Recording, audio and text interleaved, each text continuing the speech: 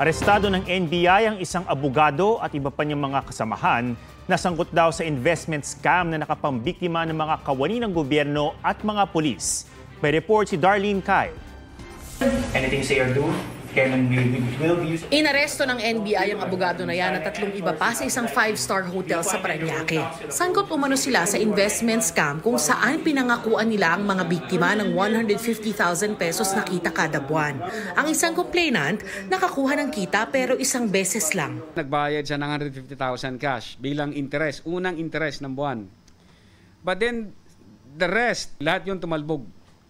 At then yung check na may 3 million, tumalbog din. Marami pa raw na biktima ang mga suspek kabilang ang ilang alkalde at miyembro ng pulisya. Mahaharap sila sa patong-patong na kaso.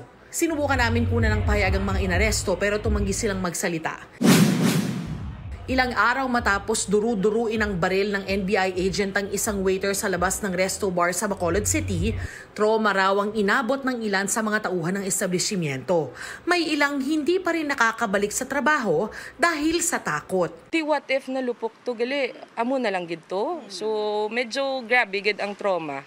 Although wala man siya nagmaoy diri, wala siya nagsinggit diri, pero ang pusil pa lang mismo pagdalaya diri sa sulod, traumatic na. Ayon sa may-ari ng resto bar, walang planong makipag-areglo ang waiter kahit na humingi na ng paumanhin ng NBI agent. Ayon sa NBI Bacolod, binawi na nila ang armas ng sangkot nilang tauhan.